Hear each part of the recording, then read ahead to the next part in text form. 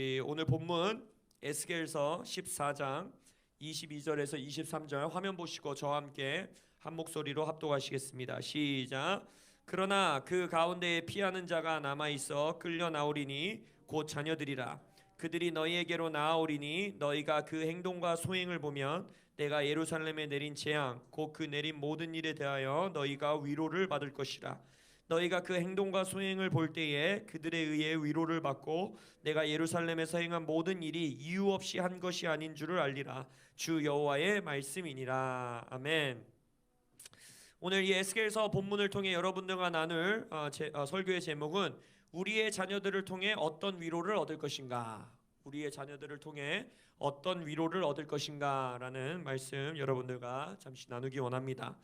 여러분들이 이 에스겔 선지서를 온전히 이해하기 위해서는 일단 에스겔 선지자가 누구였는지 그 배경을 먼저 아셔야 됩니다. 에스겔 선지자는 예레미야와 동시대에 사역했던 선지자입니다. 예레미야보다 나이는 조금 어려요. 근데 이제 예레미야와 함께 이 선지자 사역을 했었던 선지자가 바로 에스겔입니다. 둘 다 바벨론으로 이스라엘 백성, 여기서의 이스라엘 백성은 이제 남유다예요. 이미 북이스라엘은 망했습니다. 이때. 그래서 남유다, 이 하나님이 하나님의 백성들로 선택한 남유다 왕국이 이제 바벨론으로 포로로 잡혀가던 시대에 선지자의 사역을 했던 것이 예레미야와 에스겔입니다. 예레미야는 포로로 남유다 백성들이 이스라엘 백성들이 잡혀갈 때에 여전히 이스라엘에서 거주하면서 유다와 열방을 향한 예언을 선포했던 선지자고, 에스겔은 여기서 여러분 그발강가 아세요? 그발강가? 이 그발강가가 그발강가가 아닙니다. 그발 이 이름이에요. 그발이라는 이름, 동네 이름이에요. 그발강가, 그게 뭐였냐면 바벨론의 남쪽에 있었던 포로 거주지예요. 포로 정착지입니다. 그곳에서 함께, 에스겔은 그러니까 포로로 함께 잡혀간 거죠. 그곳에서 정착하여서 포로로 잡혀온 유다 백성들, 그러니까 지금 바벨론 땅에서 거주하고 있는 유다 백성들에게 예언하고 그 주변 열국들을 향해서 예언했었던 선지자가 바로 에스겔 선지자입니다. 근데 이때 배경을 이해하셔야 되는 게 뭐냐면, 이때 당시 포로로 잡혀간 이스라엘 백성들, 남유다 국가의 백성들은 예레미야가 일단 니네 포로로 잡혀갈 거야 라는 예언도 안 믿었어요. 그때 당시. 근데 그 예언을 안 믿었는데 자기네가 잡혀갔어. 그래서 바벨론으로 잡혀갔어요. 근데 바벨론으로 잡혀가서도 정신을 못 차리고 우리는 금세 하나님께서 우리를 회복시켜 줄 거야. 우리가 이스라엘 백성인데 언제까지 여기 있겠어? 하나님께서 우리를 금세 다시 이스라엘로 돌아가게 하실 거야 라는 거짓된 믿음을 갖고 살아가던 시대였습니다. 그런 백성들에게 이스라엘에 남아있었던 예레미야가 그래서 편지를 보내잖아요. 야, 아니야 니네 거기 70년 있을 거야. 그러니까 거기서 결혼도 하고 자녀도 낳고 농사도 짓고 그러면서 거기서 살아 70년 살 거야 라고 예레미야가 말하죠. 그게 이제 예레미야 29장에 나오는 내용입니다. 자, 그럼 오늘 여러분들이 그 배경 속에서 오늘 본문을 읽었을 때 여러분 이 본문을 통해서 어떤 느낌이 드세요? 하나님이 이스라엘 백성 유다 그 민족 그 에스겔과 함께 잡혀가 있는 그 백성들을 향해서 야, 너희들이 지금 이스라엘에 남아있는 너희들의 자녀들이 있다라는 거예요. 부모들은 잡혀왔고 이스라엘에 아직 남아있는 몇몇 백성들이 있었거든요. 그들이 있을 것인데 다음 세대를 통해서 자녀들을 통해서 내가 행한 일들이 이유가 없는 게 아니었다라는 걸 너희들이 위로를 받을 거야. 이게 무슨 말씀인 것 같으세요? 마치 그렇지, 다음 세대들이 회복되어서 우리를 위로해 주시겠구나 라는 메시지로 읽으면 안 됩니다. 여러분들 이거 지금 그런 말이 아니에요. 여러분들이 그래서 좀 쉬운 말 성경으로 제가 선지서를 읽었으면 좋겠다라고 이제 말씀드린 건데, 이 본문은 뭐냐면요, 바벨론으로 끌려간 부모 세대는 예루살렘 수도만큼은 하나님이 지킬 거라고 생각했어요. 어떻게 하나님이 그 거룩한 도성 예루살렘을 무너지게 냅두겠어? 그러니까 예루살렘 도성 안에 있는 우리 자녀들만큼은 지키실 거라고 생각했어요. 근데 그래서 자신들은 곧 자녀들이 있는 그 예루살렘 도성으로 금세 돌아갈 거라고 생각했어요. 왜? 이제 뒤에서 보겠지만 거짓 선지자들의 말을 믿은 거예요. 그렇게 거짓으로 예언을 하는 선지자들이 있었어요. 근데 지금 하나님이 오늘 본문에서 뭐라고 말하는 거냐면, 야, 너희들의 자녀들, 그러니까 그 가운데에 피하는 자가 남아있어. 예루살렘에 남아있는 자녀들이 있다라는 거예요. 걔네들마저도 끌려 나올 거야 지금 말씀하시는 거예요. 걔네들마저도 포로로 잡혀올 거야. 그리고 그들이 포로로 잡혀와서 너희에게로 나아오리니, 지금 너희가 어디에 있어요? 바벨론에 있죠. 걔네도 바벨론으로 잡혀서 나올 거야. 그리고 나서 너희가 그 행동과 소행을 보면 내가 예루살렘에 내린 재앙, 그 곧 내린 모든 일에 대하여 너희가 위로를 받을 것이야. 이게 무슨 말이냐면 니네 자녀들이 너무너무 죄악의 길을 걷고 그들의 행동과 소행을 보면 벌받아 마땅한 놈들이었구나 라는 걸 너희들이 부인할 수 없는 자녀들의 모습을 볼 거기 때문에 그걸 통해 위로를 받을 거라는 거예요. 아, 우리가 벌받아 마땅한 애들이었구나. 아, 우리가 저주를 받아 마땅한 애들이었구나. 차라리 우리 부모가 그나마 나은 거구나 라고 위로를 받을 것이다 라고 하나님의 저주의 메시지를 말씀하시는 거예요. 그래서 저는 우리 교회와 대한민국을 향해서 저는 질문하고 싶은 거예요. 우리는 우리의 다음 세대를 통하여 어떤 위로를 받기 원하십니까? 어떤 종류의 위로를 받기 원하십니까? 먼저 우리가 질문해야 되죠. 어쩌다 이렇게 됐는가? 어쩌다가 이스라엘 민족이 여기까지 갔는가? 어쩌다가 이스라엘 민족이 이런 정말 파멸의 자리까지 가게 되었는가? 첫 번째, 오늘 본문은 이제 에스겔서 14장인데 13장 17절에서 23절에 보면 이런 일들이 일어난 첫 번째 이유 중에 하나가 거짓 선지자들을 믿었기 때문입니다. 19절에 보면 13장 19절에 보면 너희가 두어 움큼 보리와 두어 조각 떡을 위하여 나를 내 백성 가운데서 욕되게 하여 거짓말을 고지 듣는 내 백성에게 너희가 거짓말을 지어내어 죽지 아니할 영혼을 죽이고 살지 못할 영혼을 살리는도다. 여기서 보면 선지자들이 있는데 이 선지자들의 특징은 뭐냐면 보리와 떡 몇 조각 때문에 백성들을 죽음의 길로 내몬다는 거예요. 백성들에게 거짓말을 전한다는 거예요. 그래서 죽지 않아야 되는 영혼들을 죽여버리고 살지 못할 영혼들, 살지 않아야 되는 영혼들을 살린다는 것입니다. 이 나라 가운데도 이 시대 가운데서도 이런 거짓 선지자의 역할을 맡는 존재들이 있지요.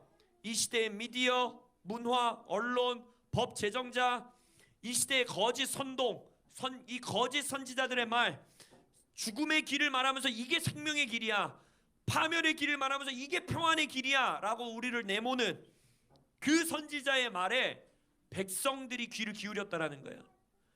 다시 한번 우리가 기도할 때도 말했지만 이 나라는 교회가 가는 길 그대로 가는 겁니다. 교회들마저도 거짓 선지자들의 말에 귀를 기울였기 때문에 우리 자녀 세대뿐만이 아니라 교회 전체가 거짓 선동, 거짓 선지자의 말에 우리가 귀를 기울였기 때문에 지금 이 나라가 이런 모습으로 나아가고 있다라고 성경은 우리에게 경고하고 있는 것입니다. 예레미야와 에스겔이 동시대의 선지자라고 했죠. 근데 이것에 대해서 왜 이 거짓 선지자들이 어쩌다가 두어 움큼의 보리와 두어 조각의 떡, 아무것도 아닌 것 때문에 온 백성을 죽음의 길로 내몰았는가? 이런 일들은 또 어디서 시작됐는가? 예레미야 애가 1장 11절에서 예레미야는 말하고 있어요. 그것이 어디서 시작했을 것 같으세요? 거짓 선지자들이 왜 일어난 것 같으세요?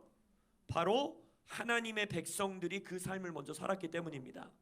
예레미야 1장 11절에 보면 나의 백성, 그 모든 백성, 하나님의 백성이 생명을 이으려고 보물로 먹을 것들을 바꾸었더니 지금도 탄식하며 양식을 구하나이다 라고 탄식하며 예레미야가 말합니다. 이게 무슨 말이에요? 거짓 선지자들이 거짓말을 왜 했다 그랬어요? 먹을 것 때문에.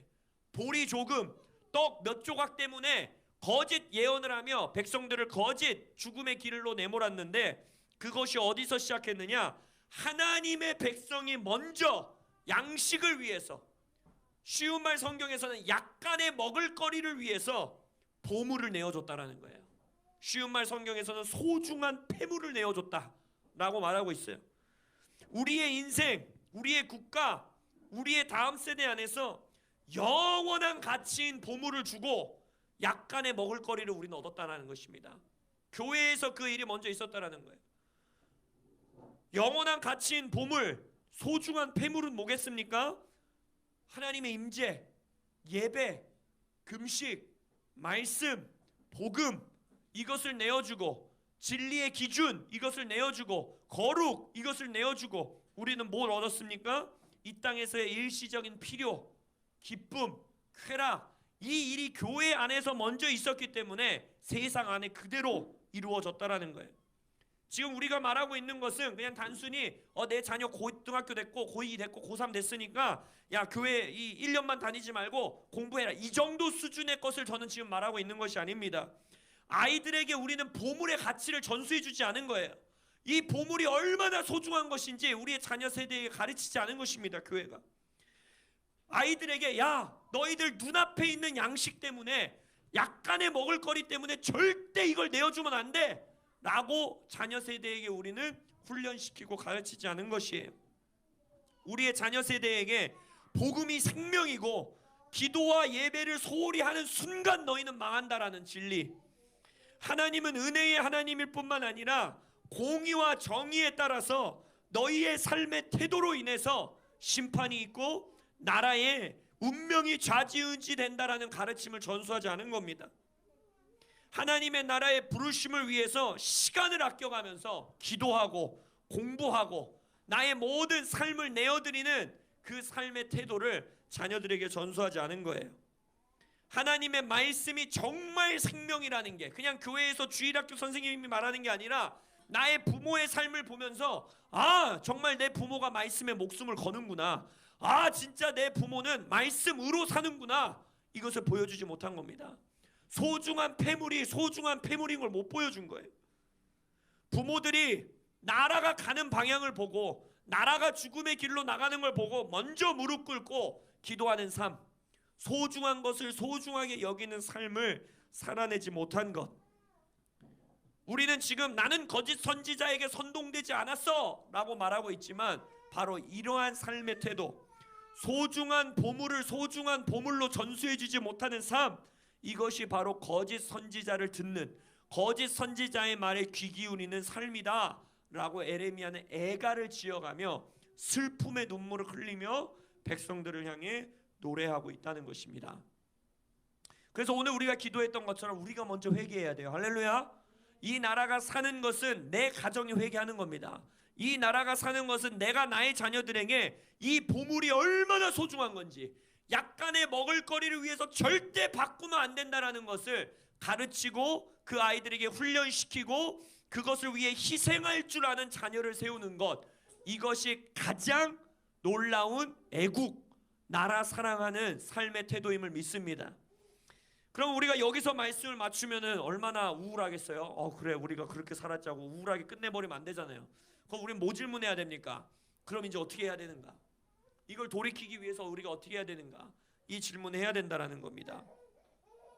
그것은 바로 에스겔서 우리 2장 5절에서 10절의 말씀을 보시면 거기서 말하고 있는 것은, 이 말씀을 다 읽지는 않겠지만 결국 그거예요. 패역한 족속 한 가운데서도, 죽음의 길로 내닫고 있는 치닫고 있는 백성들 한 가운데서도 하나님의 말씀을 담대히 선포할 수 있는 세대가 일어나야 합니다. 할렐루야. 그것만이 이 나라를 생명의 길로 돌이킬 수 있는 유일한 길입니다.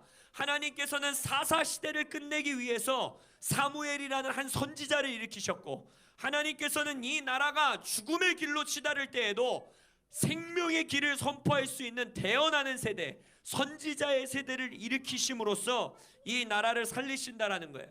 그렇기 때문에 소중한 보물, 하나님의 말씀이 생명이고 보물이다라는 것을 먼저 살아낼 수 있는 부모 세대와 청년 세대가 일어나야 합니다. 할렐루야. 여러분들이 그러한 세대 되시길 예수님의 이름으로 축복합니다. 그래서 이 에스겔 선지자가 2장 3장에 하나님께서 에스겔을 향해서 그렇게 말하는 거예요. 네가 그런 자가 되어라. 이 패역한 족속 가운데에 네가 생명의 말씀을 담대히 전해라. 패역한 족속에 너를 그 말씀 전하는 것 때문에 너를 핍박하고 죽이려 들려고 해도 너는 목숨 걸고 그 복음의 메시지, 하나님의 메시지를 사수하라 라고 하나님 말해요. 그러면서 에스겔에게 말하는 게 뭡니까? 내가 너에게 주는 말은 입에서는 달고 배에서는 쓸 거다 라고 말씀하시는 거예요. 우리가 우리의 자녀 세대에게 뭘 전수해 줘야 되냐? 바로 이 두 가지예요. 우리가 우리의 다음 세대를 통해 받고 싶은 위로가 우리의 세대가 악의 길을 치닫는 것을 보고 그래도 우리 세대는 좀 나았네, 그래도 우리 세대는 부흥을 경험했네 라는 걸로 위로를 삼으면 되겠습니까? 근데 지금 에스겔서에서 뭐라는 거예요? 이스라엘 민족이 그렇게 위로를 받을 거라고 하나님 말하는 거예요. 다음 세대들을 통해. 우리는 그걸 거절합니다. 할렐루야. 우리는 그 위로를 거절합니다. 우리는 우리의 다음 세대를 통해 어떤 위로를 받을 것이냐, 이 패역한 족속들 가운데에 소중한 보물, 하나님의 말씀을 목숨 걸고 선포하고 전하는 다음 세대들이 일어나는 것을 보고 우리는 위로를 받을 것입니다.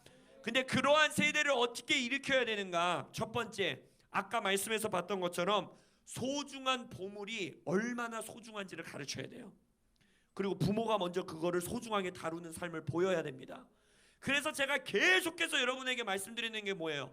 정말 당연한 말인 것 같은 말을 당연히 하고 있잖아요. 집에서부터 예배하셔야 돼요. 집에서부터 아버지가 먼저 말씀을 피고 읽는 모습을 보여야 돼요. 어머니가 아무리 피곤하고 졸려도 우리 엄마는 성경 읽고 자, 우리 엄마는 말씀 암송하고 자, 우리 아빠는 아무리 피곤해도 기도하는 사람이야, 정말 목숨 걸고 그걸 지켜 라는 삶을 보여주셔야 돼요. 이게 소중해 라고 말하는 것도 중요하지만 내가 소중하게 다루고 있는 삶을 보여줘야 됩니다. 두 번째는 뭐냐? 아이들에게 이 에스겔이 경험했던 입에는 달고 배에는 쓴 이 말씀을 먹여야 됩니다. 입에는 달다라는 건 뭡니까? 말씀을 향한 갈망, 하나님의 말씀 때문에 기뻐하고 열정이 일으키는 이것을 아이들에게 전수해줘야 돼요. 말씀은 생명이고 말씀은 기쁨이고 말씀을 가지고 너희들이 열정 있게 일어나라, 기쁨으로 일어나라, 이 삶을 전수할 뿐 아니라 배에서는 말씀이 쓰다는 게 무슨 의미겠습니까? 이 말씀 안에 담겨져 있는 아버지의 마음, 그 아버지의 찢어지는 마음, 그것을 아이들이 경험하게 해줘야 돼요. 그것은 기도의 자리에서밖에 경험할 수 없습니다. 단순히 말씀을 읽고 묵상하고 암송하는 것을 넘어서 이 말씀을 가지고 아버지와 어머니가 함께 자녀들과 예배와 기도의 자리를 지키셔야 돼요. 우리 청년들도 이 말씀을 통독하는 건 너무 중요해요. 계속해서 이 말씀을 먹어야 돼요. 그것이 바로 이제 입에는 달다라는 뜻, 이 말씀이 기쁘고 내 삶의 습관이 되고 음식 먹듯이 이 말씀을 계속 섭취하는 것. 근데 그걸 넘어서 우리는 이 말씀의 쓴맛을 경험해야 됩니다. 이 말씀 안에 담겨져 있는 아버지의 마음, 그 대한민국을 향한 아버지의 뜻, 이스라엘 민족을 향한 아버지의 찢어지는 마음, 그것을 경험하는 자리까지 나가야 돼요. 근데 그것은 말씀을 가지고 기도할 때, 말씀을 예배할 때, 말씀으로 주님 앞에 나아갈 때 그 자리에서만 경험할 수 있는 것입니다.